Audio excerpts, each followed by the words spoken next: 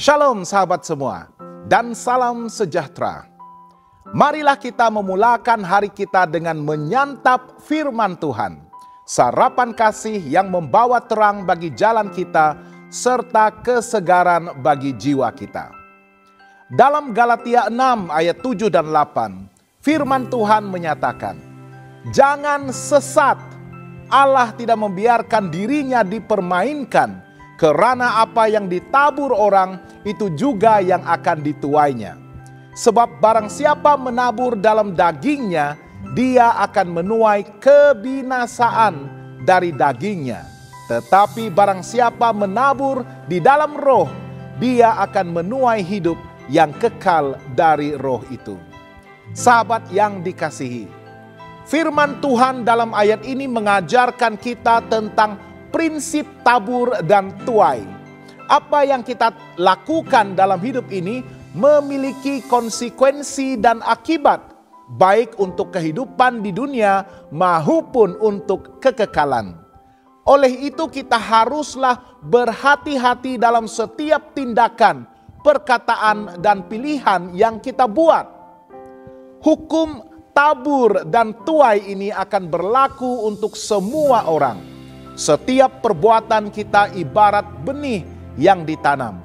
Jika kita menabur kebaikan, kejujuran, dan kasih, maka kita akan menuai berkat dan sukacita. Sebaliknya, jika kita menabur kejahatan, kebencian, atau ketidakjujuran, maka kita akan menuai akibat yang menyakitkan. Allah tidak dapat dipermainkan, dan setiap orang akan menerima balasan sesuai dengan apa yang ditaburnya.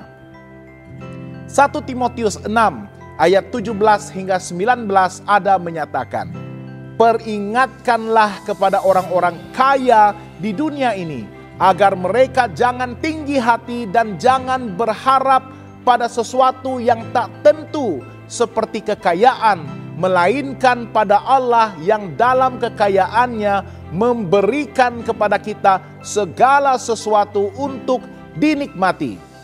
Peringatkanlah agar mereka itu berbuat baik, menjadi kaya dalam kebajikan, suka memberi dan membahagi, dan dengan demikian mengumpulkan suatu harta sebagai dasar yang baik bagi dirinya di waktu yang akan datang untuk mencapai hidup yang sebenarnya." Apakah perbezaan di antara menabur dalam daging dan menabur dalam roh? Rasul Paulus menjelaskan dua cara bagaimana manusia menabur di dalam hidupnya. Menabur dalam daging berarti hidup menurut hawa nafsu, kesenangan duniawi, dan dosa.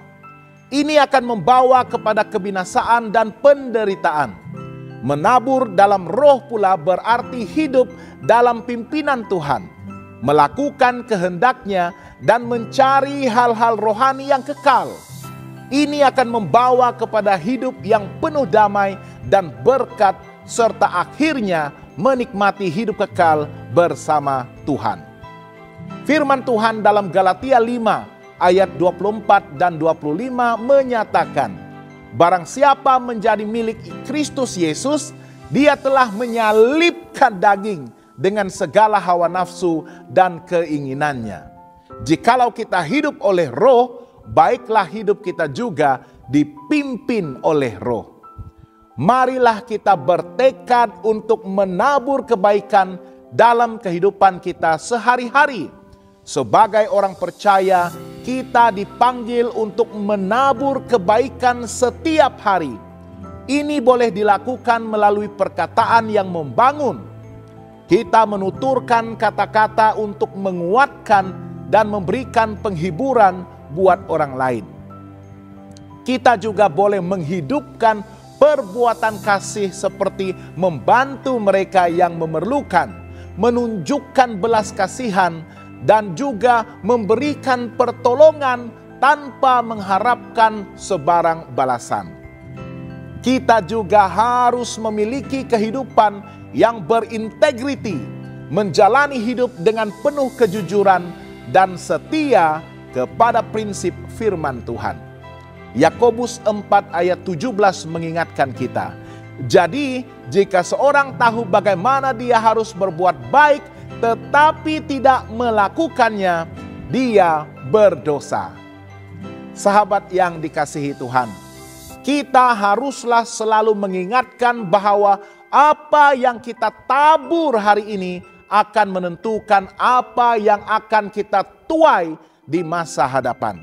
Jika kita inginkan sebuah kehidupan yang penuh dengan berkat dan damai, marilah kita menabur dalam roh dengan melakukan kehendak Tuhan. Janganlah jemu-jemu untuk berbuat baik, karena Tuhan pasti akan memberikan hasil yang terbaik pada waktunya. Tuhan memberkati dan selamat bersarapan.